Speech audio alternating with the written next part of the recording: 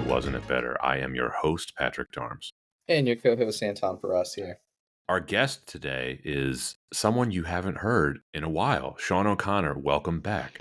Welcome back, Sean. Gentlemen, thank you for having me. It seems like I am now your specialist for exclusively Halloween movies. So happy to be here today again.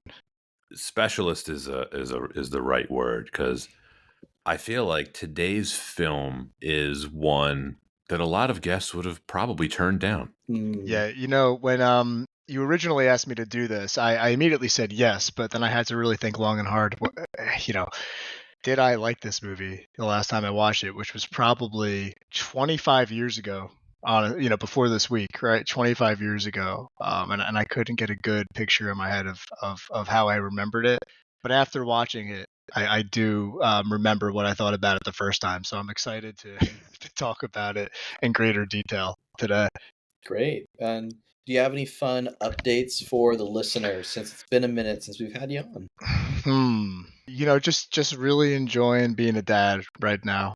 Every day is a new challenge. Is something that I'm challenging myself to learn. I have an 18-month-old daughter, so man, every day is a fun day. But I'm just loving life, living each day by day. Well, congratulations, 18 months. That's amazing. And this is a shout out to all dads out there. Yeah, shout out dads. Well, today's film is a Halloween film, and I think it's safe to say this is the textbook definition of an outlier. It's an outlier for the Halloween series. It's an outlier for, I would say, horror movies. It's an outlier for movies in general. I've never really seen a movie quite like this, and I don't know that that's a good thing.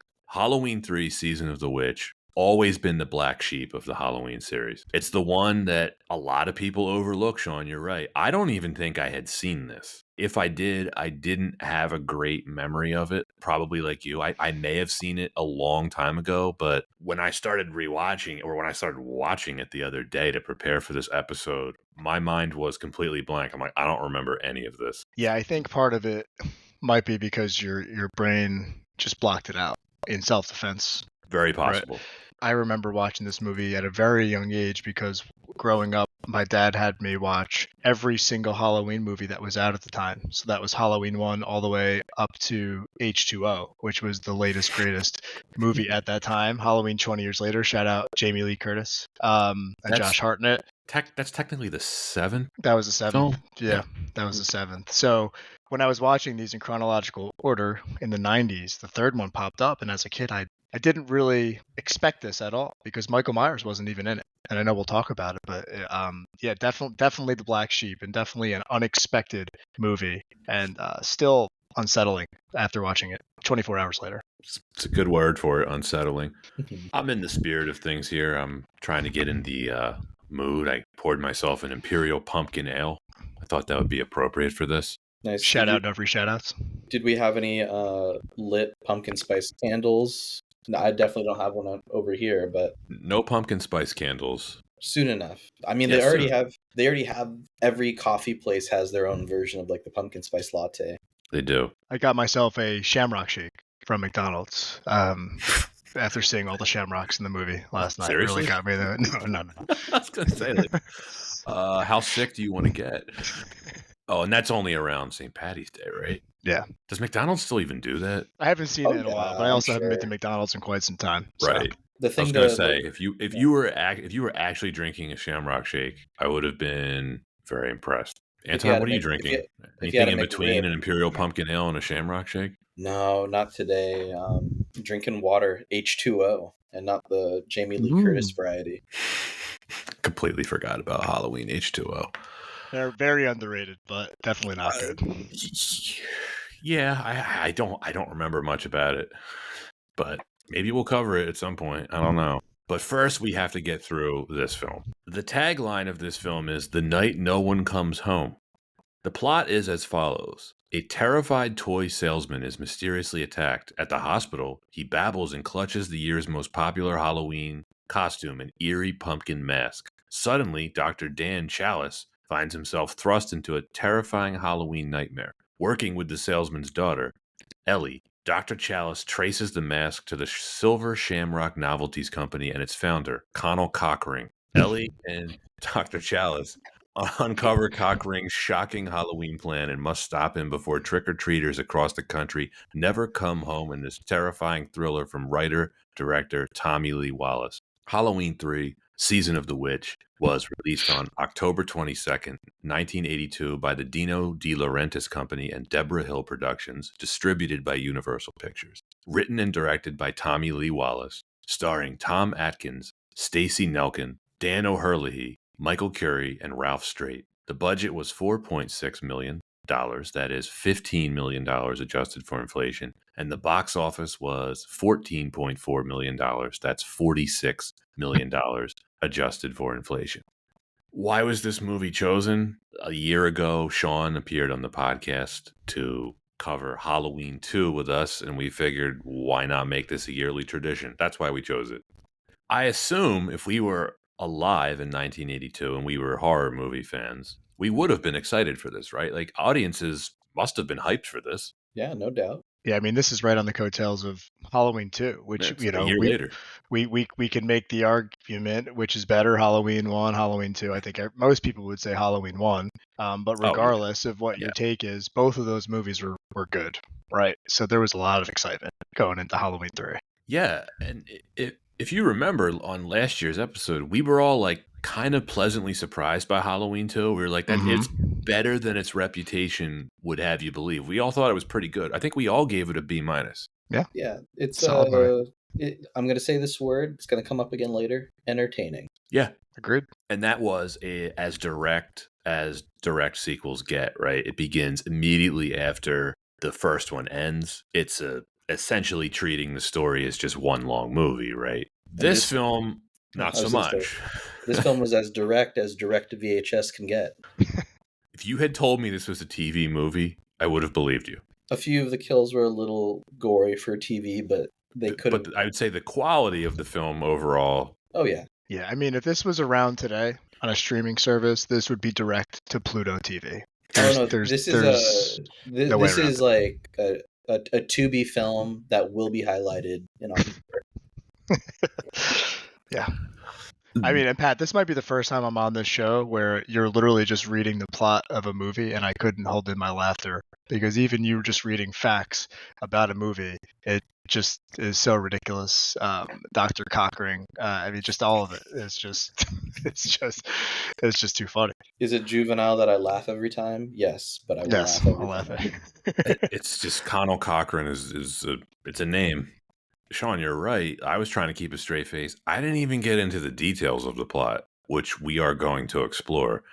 This series is super famous for the primary antagonist, right? Michael Myers, one of the iconic legends of the screen, right? One of the most famous movie villains ever. Halloween 3, Season of the Witch, it's noteworthy for a couple of reasons, right? Number one, it's the final film in the series that John Carpenter and his producing partner, Deborah Hill, would participate in. Second, it's the only film in the series that has nothing to do with Michael Myers. This is an entirely standalone, unrelated story. And of course, this was faithful to Carpenter's original vision for the Halloween films. He wanted them to be an anthology series, sort of like The Twilight Zone.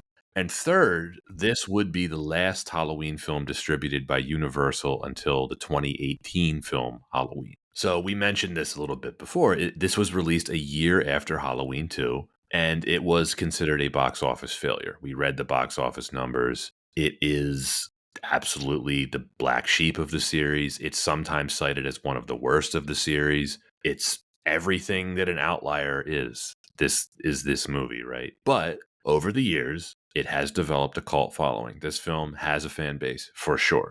And doing the research for this, I think one of the reasons why I had never seen this, or at least I have no memory of seeing it, is a lot of the times where they would do the Halloween marathons back in the day on like AMC, they would frequently skip this. It would go usually from 2 to 4. Do you know why I saw it, Pat and Anton? It's actually because I had the VHS collection of all of these. Your dad bought VHS. Yeah. You spent money on this? And then I remember by the time it got to H2O, it was in... So if you remember, all the VHSs had kind of like the cardboard paperish holder of the VHS, but then by the time it got to like the mid to late 90s, some of them became those really high-end plastic containers. Oh, the clamshell? Yeah. So then H2O was that really high-end finish, So we always just had it in the collection. So I do, remember having it, but this one was definitely skipped over compared to some of the other better Halloweens. Yeah, I have to give a shout out to the local public library. This was one of the VHSs they had. They had a lot of great movies, and this was among them that really introduced me at a young age to classic horror. I know you mentioned the idea of, John Carpenter, wanting this to be an anthology, right? And I was reading something prior to this podcast that I think there was some sort of creative disagreement between John Carpenter and the production company, where John Carpenter, I think, wanted to end the series entirely and end it with 2, and then the production company wanted to actually continue it with Michael Myers, and where they landed on was them creating some sort of anthology type version of Halloween, right? So every year they would release a new installment into the Halloween series. Yep, that was the goal. I love that idea. I think that would actually still be pretty cool. Maybe a good director or somebody could pick that up in a modern day, but definitely the execution might not have been there. Yeah, I mean, you're absolutely right. There was a dispute, and we talked about this on Halloween 2. Carpenter didn't even want to do Halloween 2. He was sort of not forced into doing it, but he pretty much just did it for money. And yeah, the concept of an anthology is way more interesting than a lot of the sequels that we ended up getting. Yeah. Because you want to talk about diminishing returns with the sequels. They got worse and worse. My memory is, correct me if I'm wrong, Sean, I think H2O was definitely an improvement over what 5 and 6 were. I don't even know if I saw 5 and 6 all the way through, to be honest. Number 4 is with Paul Rudd. Shout out Paul Rudd if he listens to the podcast. And then 5 and 6 just progressively got worse, and it really was. You're right. It wasn't until 7 where it got a little bit better, but then 8 is when Busta Rhymes got involved, and he had a martial arts fight with Michael Myers. So I think it went back down into the gutter a little bit. H2O, right? Well, yeah, H2O, no Busta Rhymes, but then Halloween 8, I forget what the title, Halloween Resurrection, I think, maybe. Oh, okay. That's when Busta Rhymes fought Michael Myers with hand-to-hand combat, and he hit him with a roundhouse kick to the face. They all blend together. If I'm guessing, Sean, you've watched all the way through Halloween Ends. Every single one of them. Yeah, I don't remember all of them as I should, but yeah, every single one of them. Fun little Easter egg for our listeners who've seen the film, and anyone that maybe wants to rewatch Halloween Kills. The Shamrock masks make an appearance in that film. I don't think anyone wants to rewatch that. Is that the latest one? It's the one right before Halloween. Like it's the second one of the new trilogy. The new trilogy. Yeah. Okay. The problem when it's the same thing with Friday the 13th, and honestly, not just other ones too, like with the Nightmare on Elm Street ones, and just even you could even extend this to other non-horror series, right? Like with the Marvel stuff, a lot of them just start to blend together, and it's very hard to differentiate in your mind unless you're a true bona fide fan and you watch them regularly. Like, what's the difference between Halloween 4 and Halloween 6? I couldn't tell you. But with that being said, let's get into the production history. John Carpenter and Deborah Hill believe that the Halloween series could have been an anthology series of films that centered around Halloween night, with each sequel containing its own characters, setting, and storyline. When originally asked about doing a third film, both Carpenter and Hill were reluctant to pledge commitment. They only agreed to participate in the new project only if it was not a direct sequel to Halloween 2. When asked in a 1982 interview what happened to Michael Myers and Dr. Loomis, Carpenter flatly answered, quote, "The shape is dead. Pleasance's character is dead, too, unfortunately," end quote. Of course, this would be retconned. Both characters would be brought back to life for the 4th installment, not so subtly titled The Return of Michael Myers. With Myers officially dead, they decided to turn to Carpenter's original vision, quote, "along the lines of Night Gallery or The Twilight Zone, only a much larger scale, of course," end quote, said director Tommy Lee Wallace. Carpenter and Hill shifted their focus to themes of paranoia and conformity, with the latter reportedly describing Season of the Witch as a, quote, "a pod movie," end quote, rather than a, quote, "knife movie." The movie's original director, Joe Dante, approached Nigel Neal to write the movie while Neal was temporarily living in Hollywood, writing the remake of Creature from the Black Lagoon. for director John Landis that was never made due to budget costs. Dante wanted a new and different story than the two previous movies in the series, so he suggested Neil write a treatment around the word Halloween. The producers liked the idea, and after Joe Dante moved on to another project, producer John Carpenter's regular collaborator, Tommy Lee Wallace, came in as the new director. Wallace had worked on the production of the first two films and had nearly directed the second one. Neil initially blamed the drastic changes to his script on executive producer Dino De Laurentiis not understanding his dialogue when it translated to Italian. Neil requested his writing screen credit be removed once his comical mystery screenplay was rewritten by an uncredited Carpenter, and then later Wallace, who received sole screen credit as writer, to include more gore and simplify the story. Dante left this project to direct part of the Twilight Zone movie and would enjoy later successes with Gremlins and Inner Space. The original writer of the story was Nigel Neal, but he demanded that they take his name off the movie after seeing how violent this was, and John Carpenter then did his own rewrite. Tommy Lee Wallace said that 60% of the screenplay they filmed is the work of Nigel Neal. He says Carpenter was surprised that Wallace did additional rewriting himself, rather than just accept the draft he had adapted from Neal's original script. Veteran Irish actor Dan O'Herlihy was cast as Conall Cockring, the owner of Silver Shamrock and the witch from the film's title, a 3,000-year-old demon in Neil's original script. O'Herlihy is probably best known for playing the old man, the CEO of the corporation in RoboCop. O'Herlihy admitted during an interview with Starlog magazine that he was not particularly impressed with the finished film. No shit. When asked what he thought of working in the horror film, he responded, quote, "Whenever I use a Cork accent, I'm having a good time, and I used a Cork accent in Halloween 3. I thoroughly enjoyed the role, but I didn't think it was much of a picture, no," end quote. The small town of Santa Mira, California was also the setting for Invasion of the Body Snatchers, no coincidence. Aspects of the plot proved very similar as well, such as the snatching bodies and replacing them with androids. Anton, that's your neighborhood, right? Your neck of the woods, Santa Mira, It's close enough. for a fictional town? Oh, yeah. It's so funny you say that because that entire time I was watching that movie, I got that vibe of Invasion of the Body Snatchers.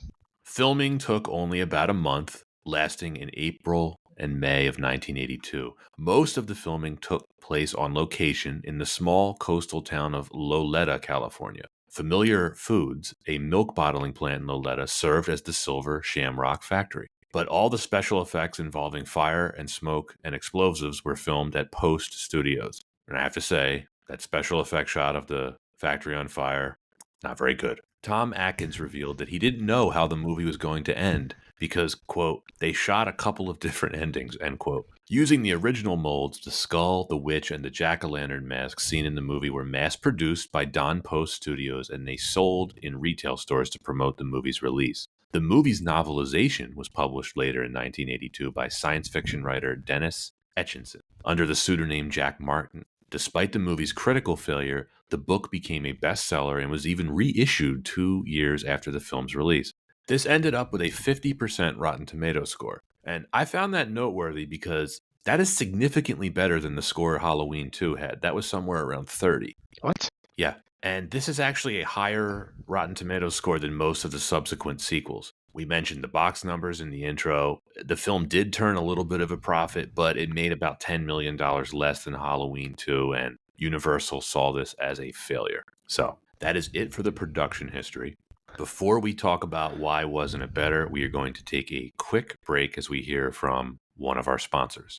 Today's podcast is brought to you by Sprizzy. Looking to skyrocket your YouTube channel's growth? Meet Sprizzy, your video's ultimate matchmaker. Their tailored ad campaigns connect your content with viewers who are already looking for videos like yours. With Sprizzy, you're not just getting views, you're gaining subscribers who are genuinely interested in what you create. Are you ready to boost your reach? Visit Sprizzy.com today and let's launch your channel to new heights. Sprizzy, the smarter way to promote your YouTube channel.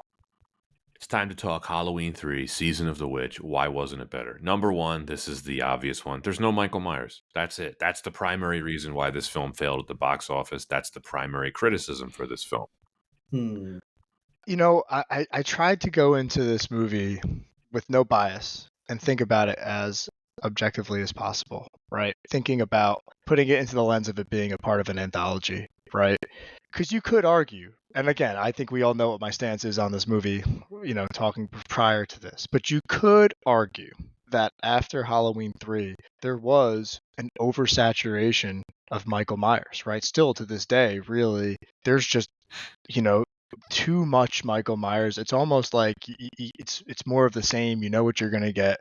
You can almost get bored. So for them to try something entirely new, to shift this to more of an anthology where every year you have a completely new story based on around Halloween with a different villain or a different monster or a different killer. I like that idea, and I think if it was done right and if it was executed properly, we would probably not be making that argument that we miss Michael Myers, right? And I don't want to sound like I'm going against what I was saying earlier. I love Michael Myers, but I think that there's a lot of potential to do something different. But I think we realize if it's not done properly and there is no Michael Myers and the movie's just a little bit bizarre or off or not really true to horror, then yeah, you find yourself yearning for someone as strong as a presence as a Michael Myers. I agree with you about the anthology thing. Calling this Halloween 3 is what worked against them, right? The second one had been a direct sequel. And I was trying to put myself in the shoes of someone seeing this for the first time in 1982. Because unless you read a review of it in the newspaper or a magazine or something, or unless you saw the trailer, you were expecting Michael Myers. So it's like, at what point during the movie do you think the audience went, huh? And of course, you mentioned the oversaturation, Sean. It's not just Michael Myers. I think it's important to point out Friday the 13th was being released at the same time frame, right? I think the third or fourth Friday the 13th had come out the same year as this. So that's what and that did a lot better at the box office. So that's what people were expecting. Yeah, I agree with you. If you were, and I think probably I said it earlier too, when I was a kid and I watched Halloween 3 right after Halloween 2, and I was expecting another Michael Myers movie and I didn't see him and I was expecting him, it took something away from the overall vibe of the movie, and I think my opinion of the movie was lowered. I think if they were somehow able to position this, still keeping the Halloween brand, but maybe not making it a consecutive kind of sequel to the Halloween franchise like a Halloween 3. I don't know how you do it. I'm not a marketing guy, but you position it a little bit differently where this wasn't even really a horror movie, to be quite honest with you, right? I mean, it was really more of a science fiction dystopian type movie, right? It wasn't even really kind of, right? It's very different than the vibe of a Michael Myers slasher movie or a Jason Voorhees slasher movie or a Freddy Krueger slasher movie. This was really more of kind of like an Invasion of the Body Snatchers sci-fi movie, right? And I would argue it succeeds at being neither one of those things. True. We could talk about that too. It never got there, right? But that's what they were, I think, trying to do. Yeah, but I'll just argue this. I mean, as we know, as we get more and more Michael Myers in the future, not every movie's a hit. It starts to become kind of that very same trope of anyone's favorite franchise where it just starts to get watered down more and more. I mean, it got watered down so much it became H2O. So you kind of have to ask yourself, like, there's what the audience wants, there's what the producers want, and I do think that this really was a big case of mismanagement of marketing. Packaging it as a Halloween film, like within the Halloween series, didn't do it any favors. But I don't know, as a standalone film, trying to put it in a different like packaging, I still don't think it'd be a good film. I have a quote from executive producer Irwin Yablans, and now he ended up essentially running the series after Carpenter and Deborah Hill sold their rights to it. He said in the making of documentary, quote, "The decision not to use Michael Myers was stupid. It was ill-advised. We now know that Michael Myers is the backbone of this whole franchise. Why they decided to leave that, I do not know," end quote. Hold that thought. In 2017, Carpenter told The Hollywood Reporter, quote, "I thought, stupidly, this shows you how dumb I am. I thought that we were done with telling stories about Michael Myers and the guy in the mask. I thought there's not much more to say. So we thought we'd come up with a new story every year. We could call it Halloween, but it didn't have anything to do with Michael Myers," end quote. It's almost like they underestimated how iconic Michael Myers would become. But like, to go back to Yoblin's quote, he ended it by saying, "Why they decided to leave that, I do not know." It's like, well, Carpenter and Hill decided to leave it because he dies at the end of Halloween 2. That's why. Yeah, and It, listen, I think it's that if John, simple. I know, and if John Carpenter and team were able to create a compelling script that was somehow cohesive, not like what we experienced watching that movie, if they put together and created a good movie, right? That was a good start to this, or I guess would technically be the second piece of an anthology, they might be singing a different tune, right? Because I think we saw that anthologies in the Halloween variety can be successful, right? Trick or Treat was actually pretty cool how they pulled that off, right? This just wasn't a good movie, right? It seemed like 4 writers got into a room and they all wrote a separate act, and then they all went into their own room and then they came together afterwards and then just combined their scripts and then they put that movie out there, right? It's tough. But Michael Myers, you can't question No. how powerful he is and how important he is to the franchise. And then, of course, there's the financial piece to this, right? And this is why I think Yoblin's quote is a bit disingenuous. If this movie had made more money than Halloween 2, we would have gotten a sequel to this. Like, It's that's it. the studio's always just chasing the money. Yeah. And I get it. That's what makes the world work here. But That's a big part of the film. Why the film's being made is to make money. I want to come back to something you said earlier, Sean, which is I really do hope someone tries to pick up Carpenter's original anthology plan, because, earlier we were mentioning the newer films in the series, right? Halloween Kills, Halloween Ends. I have zero interest in anything like that at this point. I've seen enough Michael Myers. It's the same movie every time with slight variations on it. Yeah, I think if they had just made something better than what we got here, I would have been on board with it. Yeah, I would agree with you. In the latest trilogy, I think the first one actually was pretty solid, and I think it was promising, right? You're like, okay, Halloween's back. This is a really good first installment. The second one, actually, I started scratching my head like, where are they going with this? And the third one was so bad, I almost walked out of the theater. I was offended by how bad it was. The third one was bizarre. It was really, really, really bad. So if there was, I think honestly at this point, I don't want to see any more Michael Myers movies unless I know they're going to be very good, like the original, which I don't think we can ever get to a place like that ever again with No. Michael Myers. So it could be pretty neat to see an HBO miniseries or something like that, where there are eight different episodes, 1 hour long, or hour and 15 minutes long, where there are just different kind of horror anthology installments. Right. I think that would be, and having the Halloween brand or whatever, however they want to do it, but just different kind of shorter stories or shorter movies doing something a little bit different. So, just out of curiosity, the concept of horror anthology, that does sound interesting. Oh yeah. Yeah. 100%. Yeah. Now, Pat, you and I brought this up in our 100th episode. But Sean, Congrats, have you ever guys. watched? Thank you. Thank you. Sean, have you ever watched Masters of Horror? I've not. So, I mean, just real quick, director Mick Garris, who's known for working with Stephen King, back in 2002, he puts together a really informal dinner with just a few folks. People like John Landis, Guillermo del Toro, Larry Cohen, John Carpenter, the masters of horror, and just have some informal dinners. They get talking, and eventually it opens up more and more, and you're getting more directors like Eli Roth, Quentin Tarantino, James Gunn, Robert Rodriguez, Rob Zombie. A lot of different folks in the horror scene come together, and eventually they start to create an actual anthology horror series with these different horror directors directing each episode in an anthology series for Showtime. So if you're a big horror fan, I highly recommend checking it out. I need to check that out. That's exactly what I'd be looking for. It's something different, right? Especially with the change in how I think we're viewing media and content today. It'll be cool to see it in more of like a shorter format. I think we're also seeing too with YouTube, you don't need 90. How long was this how long was this movie? 98 minutes. 98 minutes. You Yeah. really don't need that much time to develop a good story, and we're seeing that now on YouTube, where you can actually get some really good short horror movies in 10 minutes, 15 minutes, right? And yeah, there is something to be said about developing characters and building that aura and the ambiance, and I think you need that. But sometimes you're spending a little too much time on things, or you're just wasting time. Like in this movie, there was a lot of wasted time. We definitely did not need 98 minutes of Halloween 3 Season of the Witch. It felt longer. It did feel longer. Yeah, I mean, before we move into the next reason, like the bottom line, this is just not what audiences wanted in 1982. No. Okay, the number 2 reason is the plot. Take a deep breath, take a sip of your drink.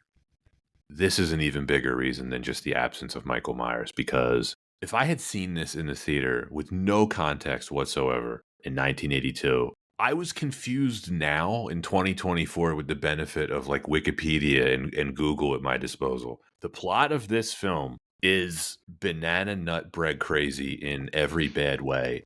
I can only imagine how much this turned people off in 1982. Like, Sean, let me ask you this. Did you watch this with your wife or by yourself? I watched it by myself. I did not want to put my wife through that. She doesn't like horror movies to begin with, I and this thought would not. definitely turn her off If forever. she were to ask you, like, after we get done recording, like, Sean, like, what's Halloween 3 about? How would you describe the plot to her? I would describe it to her by comparing it to other movies she's seen or heard of. It was a combination of a bizarro Willy Wonka and the Chocolate Factory, right? With Mr. Shamrock or Mr. Cockring and his robot Oompa Loompas, combined with the creatures and bugs from what was that? The Thing, like a little homage to John Carpenter there with all the insects. I would never say to her that this is a horror movie, right? Bottom line, it's just not. I would not describe this to her as a horror movie to sit down and watch. I wouldn't say that this has any elements really of a horror movie at all.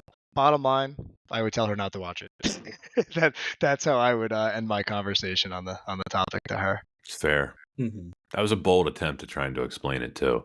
Do you think it would have worked better, Anton, if they had just called this Season of the Witch and not included the Halloween in the title at all?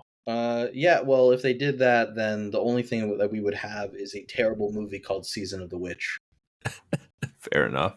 I mean, the plot really felt like, I know I just said it earlier, it really felt like either writers got fired during the creation of the script or multiple people quit during the creation of the script. There was just absolutely no cohesion and nothing as far as the, big integral parts of the plot were explained. I mean, Pat, you and I were talking about it. What the hell did Stonehenge have to do with anything in this entire movie? I mean, maybe Anton, maybe you can explain it, because I'm still genuinely perplexed by what Stonehenge had to do with this movie. For me, there's like two things here. One, there's this really fun game that I've seen on Reddit where you try to describe a film badly, and I was trying to think for this film what's a great way to start, and I think it starts with a man who loves Halloween so much.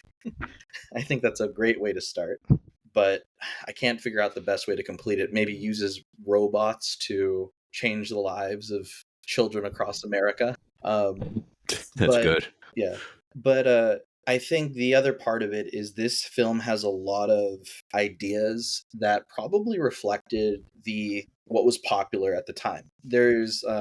We already have a lot of films around that time where either you have like the slasher films, which we've talked about, their contemporaries.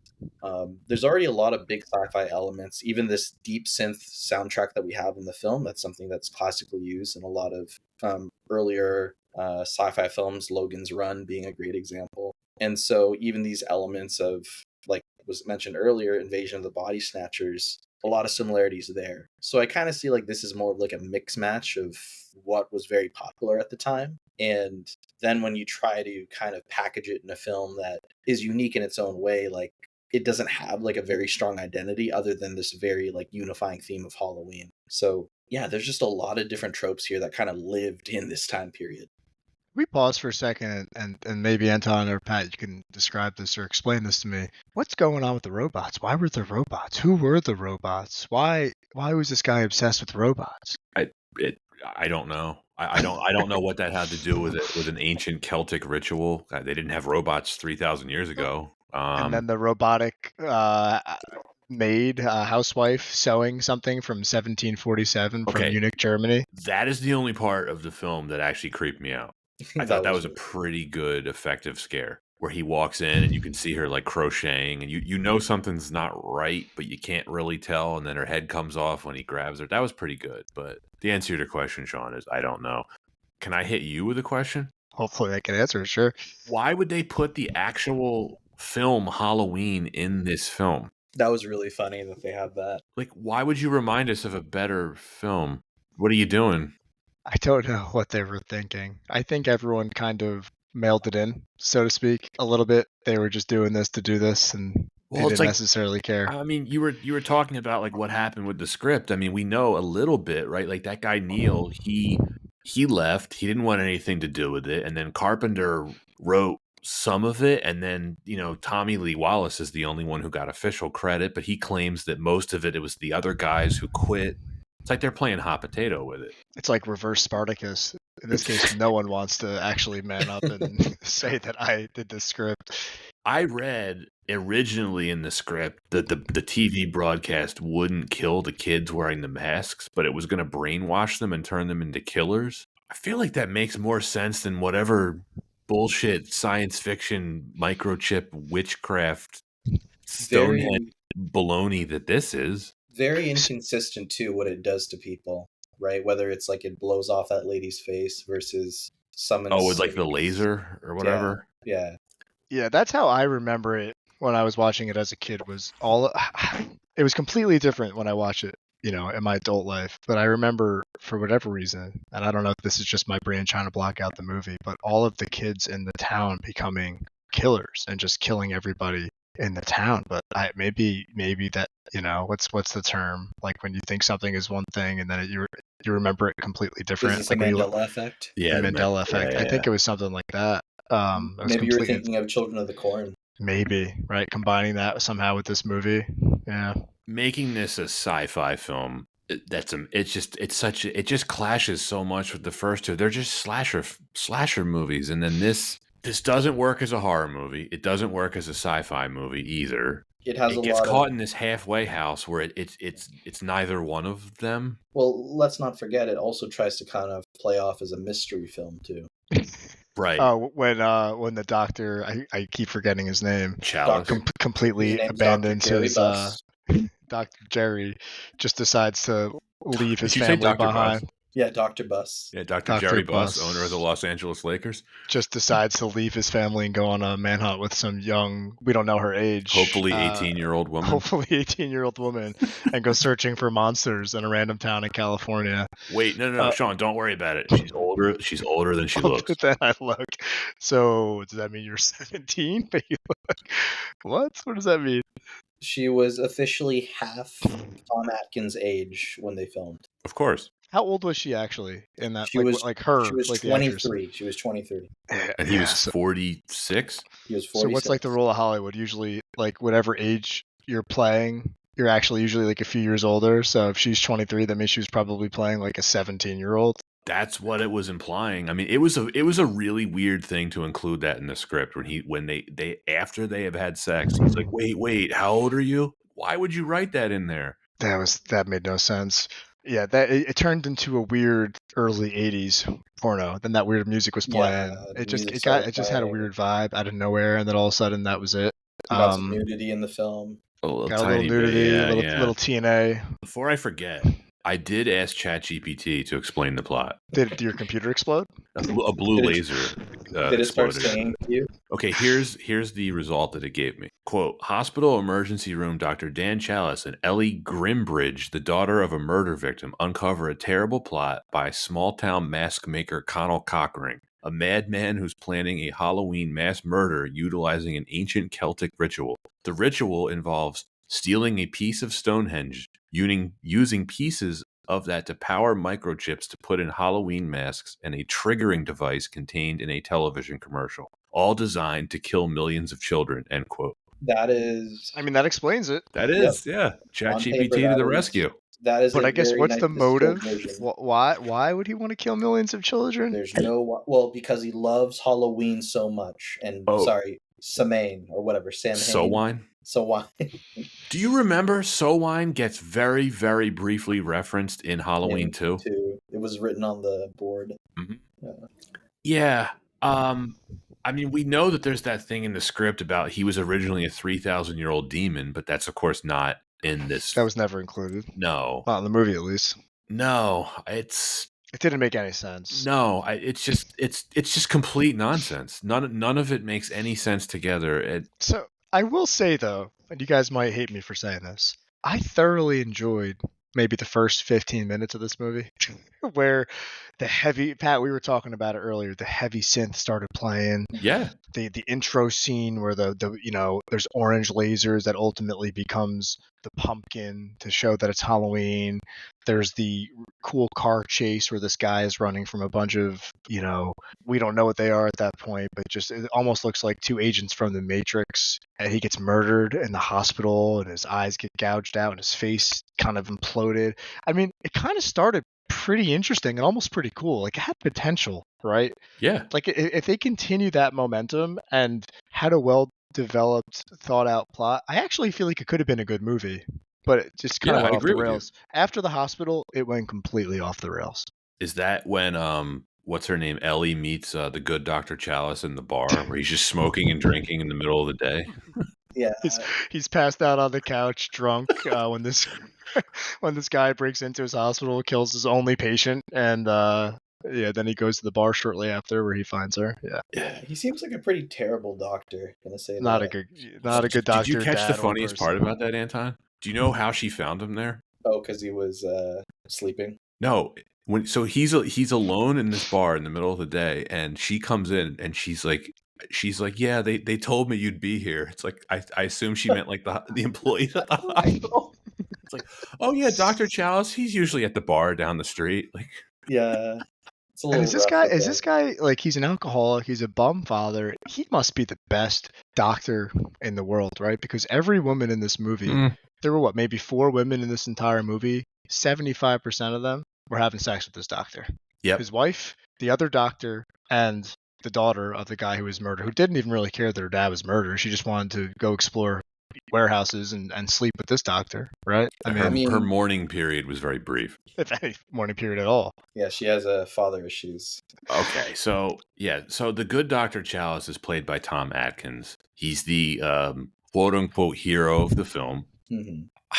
I don't want to be too harsh on him because having seen him interviewed on the Making of documentary, he seems like a heck of a nice guy, and I know he's a B-movie actor who has a really dedicated fan base. Yep, he's showed up in a lot of other horror films. He was in The Fog.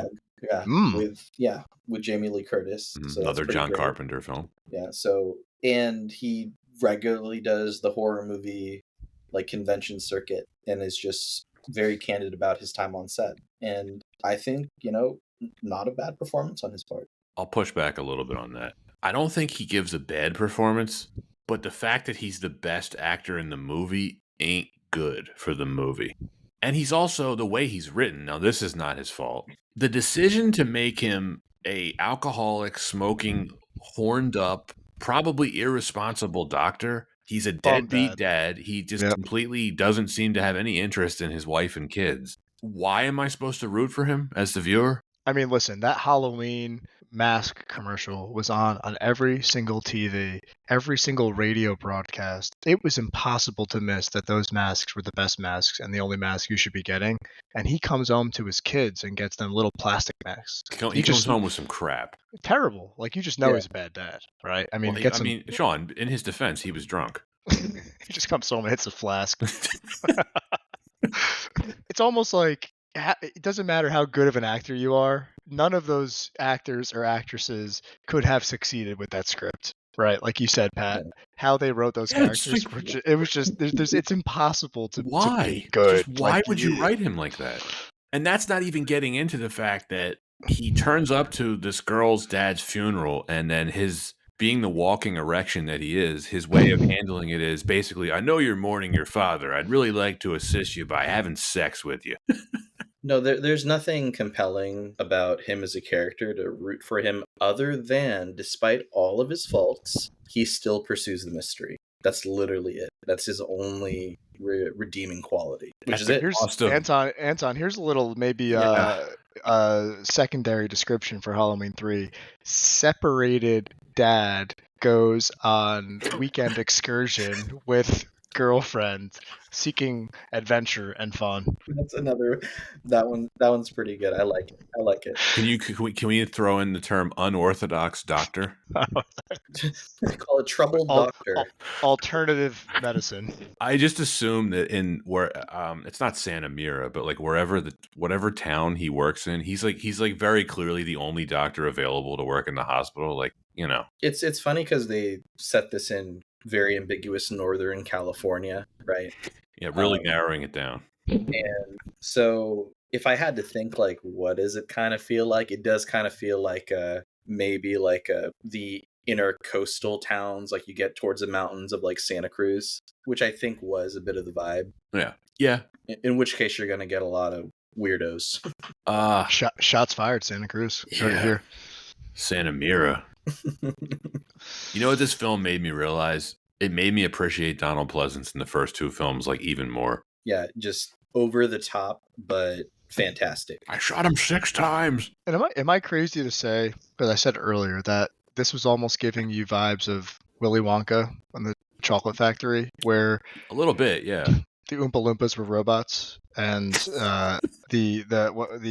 what's his name? The Cork Ireland Irishman was Willy Wonka, but evil and deranged and wanted to kill everybody. I mean, what was it? I think the worst way one of the kids in Willy Wonka went out, maybe turned into a blueberry, or either the kid that got stuck in the chocolate river. Augustus Gloop. Yeah. Augustus Gloop. And you're talking about Violet Beauregard.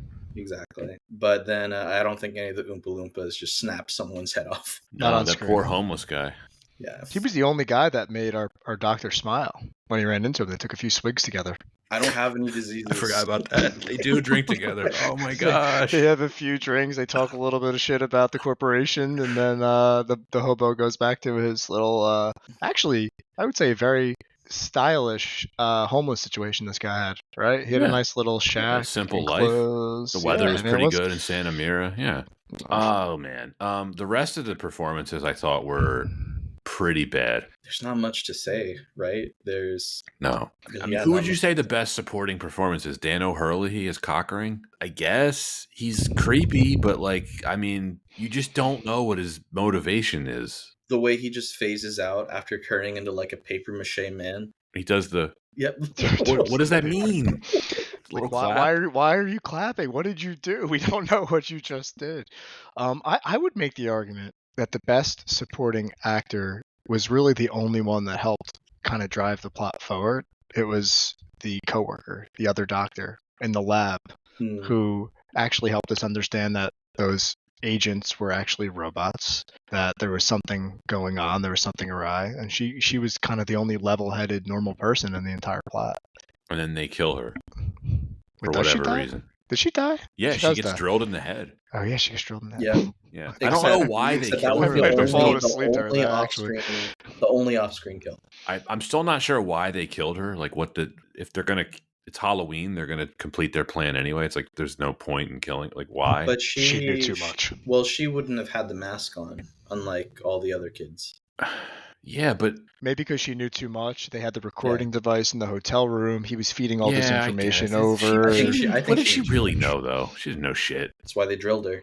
I thought the worst acting was the family, like the Halloween mask salesman who shows up with his family, and they get killed in probably the most famous scene in the film. But like, man, the acting was so poor. Yeah, that was bad.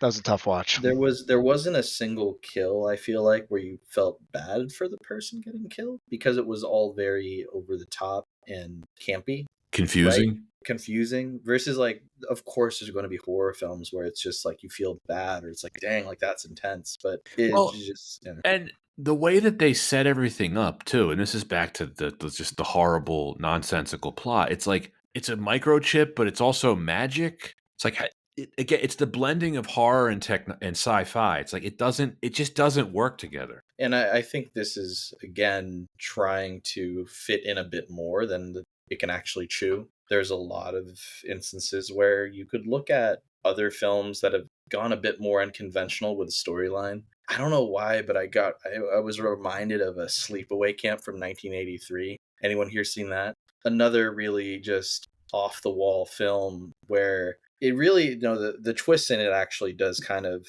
it's pretty legendary among horror films, but it because it did something different. I think a lot of people look at that film as more of a cult film, look at it a bit more fondly, despite the fact that a lot of the kills and a lot of it is very campy. Whereas this, I think, more than anything, I think a lot of people are more attracted to the aesthetic than the actual quality, if that makes sense. Yeah, I mean, the vibes of it, maybe you'd say, like, Exactly. Like people like this film for sure is Halloween, whether it's the mass, yeah, the synth vibes, what is it, like creepy crawlies crawling out of like a kid's head. Like it's very, very Halloween. And I feel like it's because of kind of that aesthetic, people have probably attached themselves to it.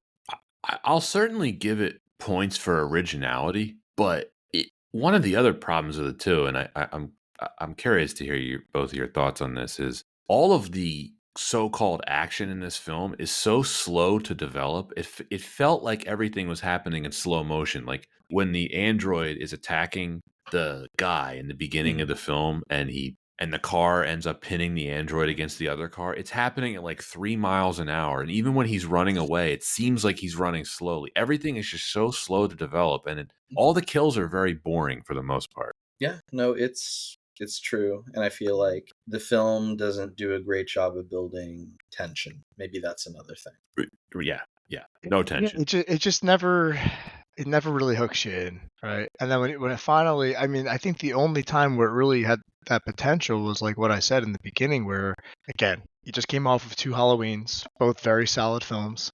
You start with a brand new concept. Maybe you don't know that in 1982, but all of a sudden you see some random guy running from two strangers in a vehicle. I think there's some tension there, right? I think it's I interesting to think see like what's going to happen, but then mm, it just completely kind of goes off the rails, and you can't really attach yourself to any of the characters.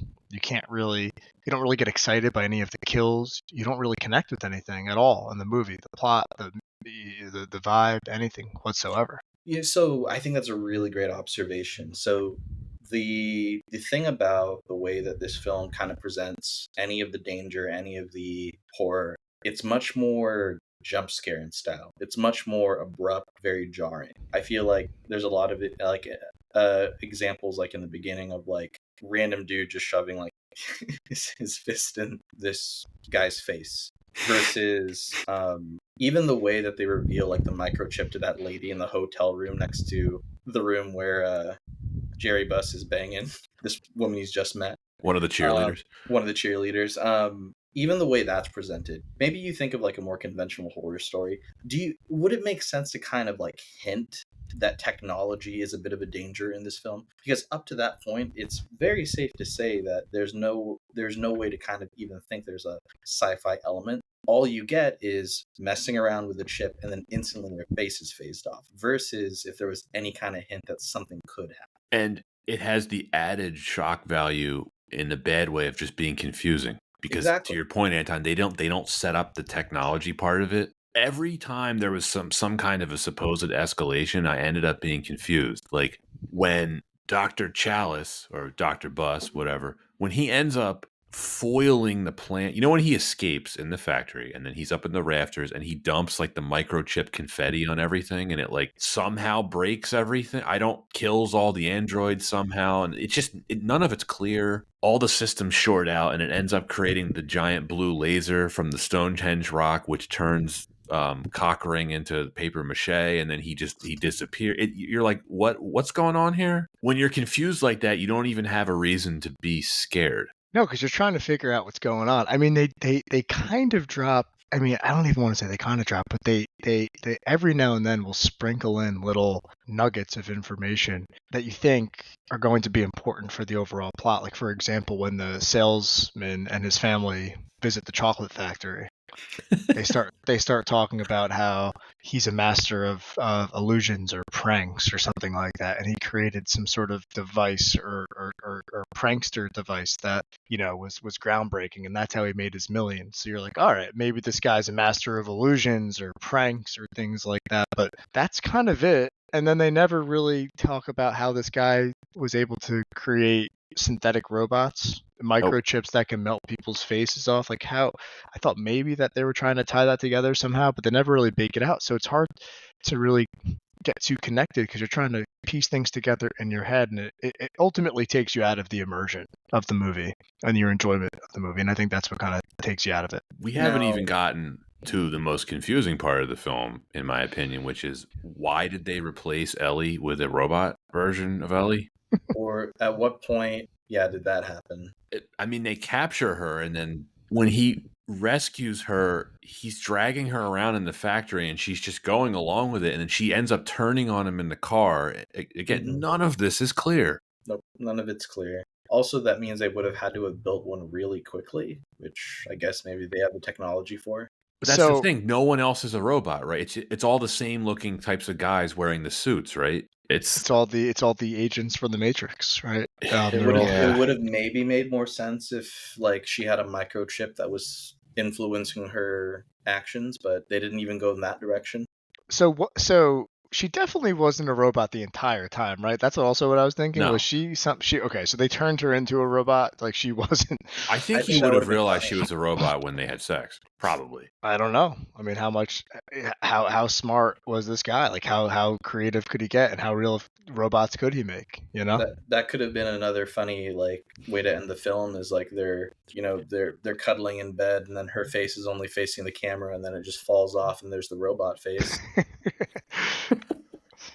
No, I don't think. No, she wasn't a robot the whole time because No. if you remember, Cockring tells the doctor, he's like, "Aren't these wonderful creations? They're so obedient." So it kind of implies they're not completely sentient. I don't know. I think why I are we? don't I, I don't know why we're talking about this so much. There's no answers to This any is of yeah. what these happened in questions. my head last night as I was watching it alone. I was trying to figure out what the heck really happened.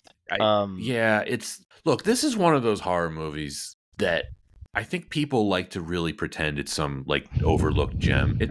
It's not. It's a mess. Like this is No. there are so many random elements thrown together in this story. None of them add up to a complete story. Like witchcraft, magic, computer chips, killer Halloween masks, evil scientists, robots, Stonehenge is involved. Like none of it fits together or makes any sense whatsoever. But I'm going to say this, Pat. I still found it pretty entertaining. It is weirdly entertaining. I And think it frustrates me too because I feel like it actually could have been pretty good. Like that's what's annoying. I Yeah. feel like it had a really good foundation to start and then just never actually built anything on that.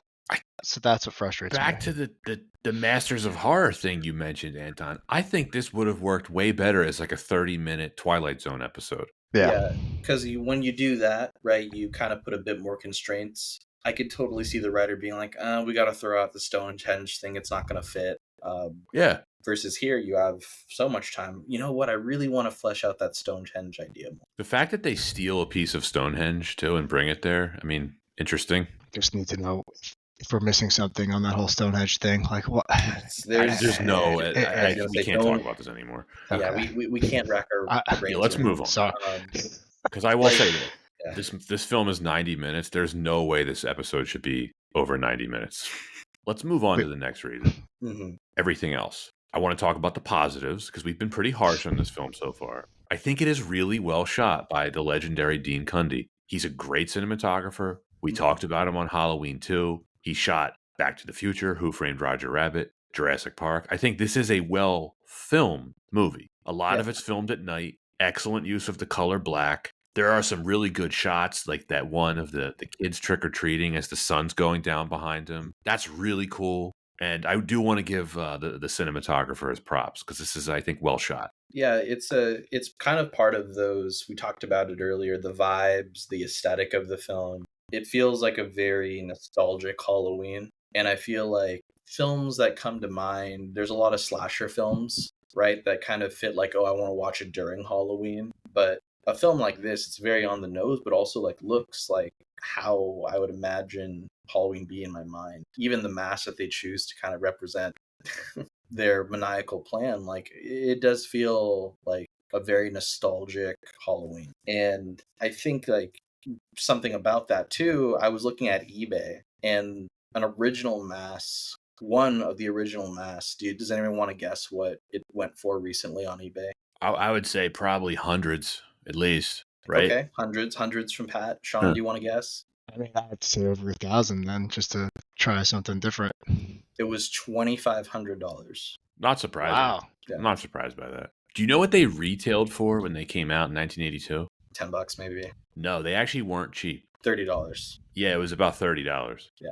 So, adjust that for inflation. It's like you're paying like $90 for a Halloween mask. It's a pretty good amount of money. I think you're right.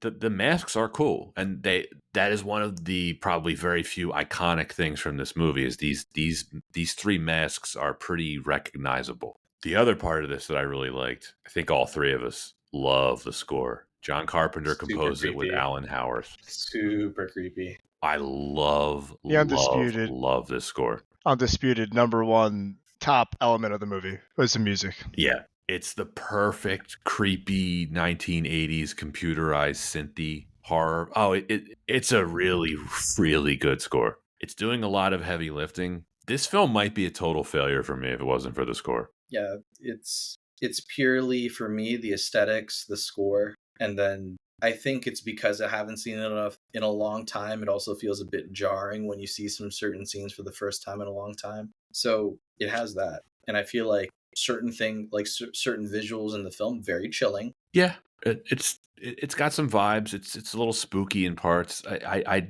don't think it's scary, but No, it's got the vibes. I really like the opening credits, the computerized jack-o'-lantern. I thought that was cool. And I think if it wasn't so cheesy, it actually did have it had a good thing, a good vibe, a good feel going for it. And we got to say this. It also has the biggest earworm of a song in it, right? Like true. how I think the song's been stuck in my head and I can't London get it Bridge? out. It will never be known as London Bridge from now on. Now it'll be 2 more days till Halloween. Mm-hmm. Yeah. They put it in there a lot. They wanted it to be an earworm for sure. I feel like a stanza. Master in the House. Master of the House. This doesn't have anything to do with the movie itself, but I really like the poster. I think it's a pretty cool movie poster. Vibes, right? It's vibes. It's vibes. That is cool. And I feel like they got the movie poster from that cheesy, fiery background of the warehouse at the end of the movie. As soon as I saw that, I'm like, I think that's actually where they where they pulled the photo from. Let me look this up real quick. Like that dark reddish to light reddish hue burning in the background with the pumpkin in front of it, right? I don't think the face on the poster, like the demonic face, does that appear anywhere in the film itself? I don't know. I don't think so. I don't know that it does. If any of the listeners know, like, please write in and tell us because I'm curious. I don't think it's one of the masks, but I could be wrong. I don't know. There's probably no answer to this. Did either of you catch Jamie Lee Curtis's voice appearing in this film twice? Yeah, she goes uncredited. Fun fact. Yeah, as the Santa Mira curfew announcer and the telephone operator. Ah, I missed that. That's kind of it in terms of stuff I liked. I don't have anything else. Not much more. I mean, it's not a very logical film, but I feel like I could see this being a film that someone that loves B horror films or even just loves Halloween in general will go back and watch this because it is so on the nose nostalgic Halloween. Well, that's it. I mean, that's the definition of a cult classic in a way. Yeah. There's not much to it. There's maybe one aspect, and they're drinking the Kool-Aid. Or in the case of Dr. Chalice, a 6-pack of cheap beer. I think he was slugging a bottle of Jack Daniels in that brown bag in the alleyway with that hobo. Was he drinking in the hospital, or was that just coffee? I mean, he obviously spiked it, but he was definitely spiking that coffee. He was drinking in the hospital. He drank when he saw his kids. He drank when he got to the hospital. Drank after his patient died. He drank after or before he made love to the 17-year-olds. He was. For all we know, like if you really want to dig deep into this, it might have just been one drunk hallucination. Like we actually don't know if any of this happened. He could have just been on a bender.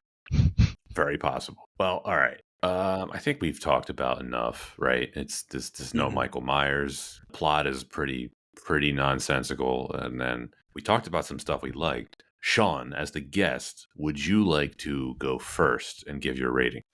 I would love to. Listen, I mean, we broke it down in a variety of ways. The writing was crap. The acting, given the script, was crap. The Kill scenes just weren't very good. It wasn't really a horror. I think it was, Anton, as you said, just not marketed properly. I think it was a weird hybrid between a sci-fi and maybe a horror.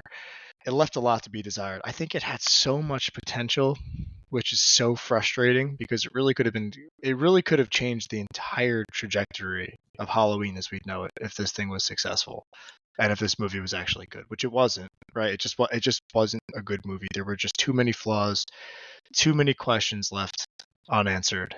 So if I had to give a very honest, unbiased rating, and I did go into it when I watched it again for the first time in 20 something years last night in an unbiased manner, I can't give it anything higher than a D. And the only reason it's not an F is, I think, because it did have a decent vibe to it, and it was kind of like, I didn't hate it, right? I didn't want to turn it off like the most recent Halloween, but it definitely wasn't. It just definitely wasn't good.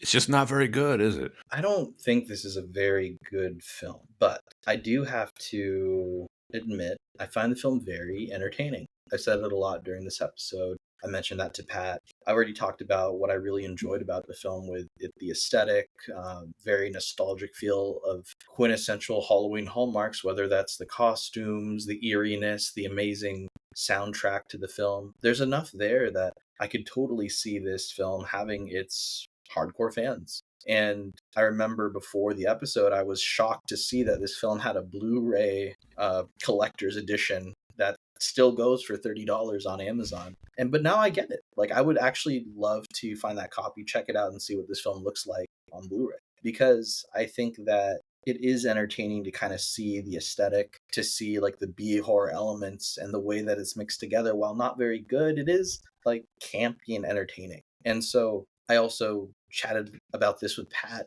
Even though the film didn't do well at the box office or with critics, I still would rather see a film like this more than, one of the top 10 grossing films of 1982 was Porky's, which at number 6 in the box office worldwide. I really don't like that film. I don't find that film entertaining. I think going back, I would totally rather watch this film. And I think that has something to say about, even though it doesn't have the box office staying power, it still has the ability to kind of reel me in. But don't have no, please, let's have no doubt, it's not a very good. And so with that, I give the film a D-. I thought it was gonna be a little bit higher than that after all that. I was thinking like a C- from you.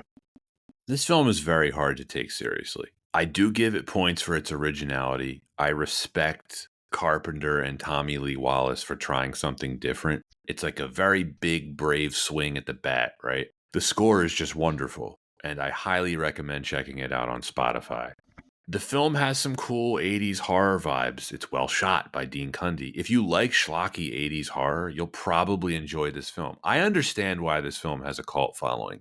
This is not one of those films where I just can't figure out why some people like it. I get why some people like it. It's the vibes. It's the vibes thing that we talked about. I don't think that this film is an outright failure, but I don't think it's good. In fact, I don't even think it's mediocre. It may be a gigantic swing, but it's a pretty big miss. The problem with this movie is the movie stuff. The plot, the performances, the attempts at horror, and the pacing were all pretty bad. I didn't really find any of it scary. I found some parts of it boring. I like the anthology idea of Halloween 3 Season of the Witch, but that's really about all I like about it. This derailed the franchise for 6 years, and they would ultimately course correct with Halloween 4, The Return of Michael Myers, which I haven't seen in a very long time. I don't know if I would like it more than this. I didn't like this very much. I'm giving this a D- like you, Anton. I do think it has a trashy charm to it for whatever reason, and it's a strange rating for me because I know what you're saying, Anton, about like you'd rather watch this than some other stuff, but I'm still going to give it a D-. As a film, it's bad. So we're all right around the same rating there. It's fair. Yeah. I think it's fair. And listen, if you're someone that enjoys this film, power to you. Yeah. Who are we to judge? I get it. Right. If you like 80s horror vibes, this has it. It does. Well, that's it for Halloween 3 Season of the Witch. Sean, always a pleasure. Always a pleasure, gentlemen. Thank you for having me. Looking forward to the next podcast in about a year. Yeah. Well, you're going to be on Wow. much sooner than that because we have to have you on for Air Force One, which is going to come out only about a week after this episode. Love that. Oh, Sean, I Cannot don't think wait. I told you we're releasing Air Force One on Election Day. So that means it's going to get buried in all of the search results and everything else. We're trying to bring some positivity to that day with America's favorite fictional president. Spoiler alert! I love that movie, man. So I like it. I like it. can't wait to talk about that one. Much different than this vibe. Very different than this vibe. Well, that's it for this week's edition of Why Wasn't It Better? Happy Halloween, everyone. Happy Halloween. Happy Halloween.